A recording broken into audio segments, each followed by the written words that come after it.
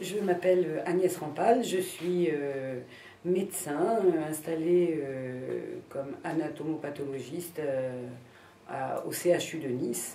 Et en plus, je suis adjoint au maire de Nice, en charge en particulier de l'enseignement supérieur.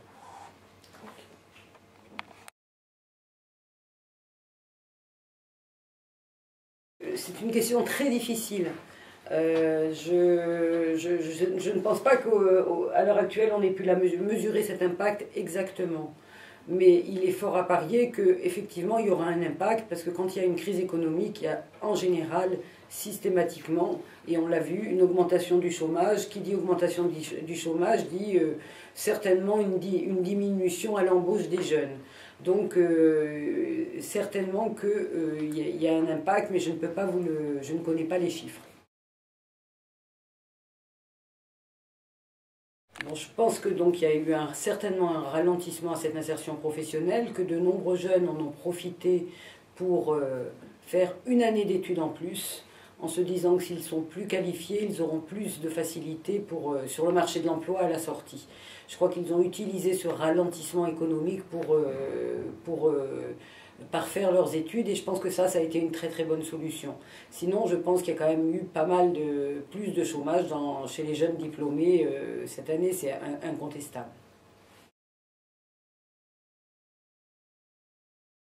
Eh bien, c'est sûr que c'est une question qui est passionnante, parce que l'enseignement supérieur est en plein remaniement, et on se rend bien compte que pour correspondre exactement au marché de l'emploi, il va falloir diversifier les formations, et toute la réforme de l'université, c'est un peu ça, c'est adapter les enseignements au marché de l'emploi. Alors bien sûr, il va y avoir de grandes filières qui vont être créées, et on pense en particulier à Nice, ayant une opération d'intérêt national, Éco-Vallée, donc toutes les filières qui vont déboucher sur des métiers du développement durable vont bien sûr être développés par l'université, et je pense qu'on aura vraiment une adaptation des formations à ces nouveaux métiers pour lesquels au jour d'aujourd'hui on manque terriblement de gens formés.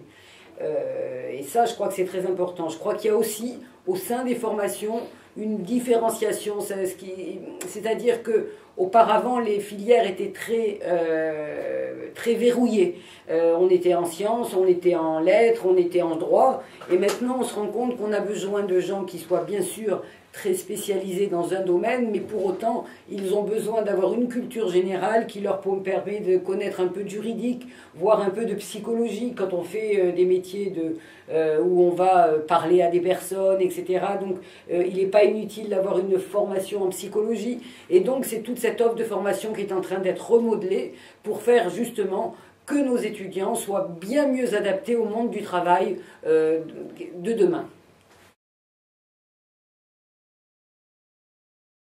Moi, je crois qu'un jeune, il a tout dans ses mains pour son insertion professionnelle. Je crois qu'il faut qu'il croie en lui, d'abord et surtout. Un jeune qui s'investit déjà dans le milieu associatif pendant ses études apprend énormément de choses. Le milieu associatif, c'est un milieu où on va créer des événements, où on va rencontrer des gens, on va former des réseaux. C'est quelque chose d'essentiel.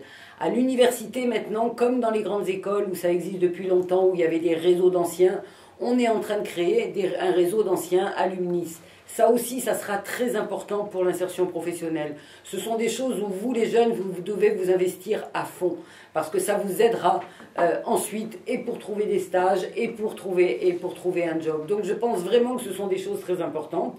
Et puis bien sûr, il faut participer, il faut montrer votre dynamisme, participer à toutes les manifestations sur l'insertion professionnelle, elles sont de plus en plus nombreuses, et il faut définir ce dont vous avez besoin.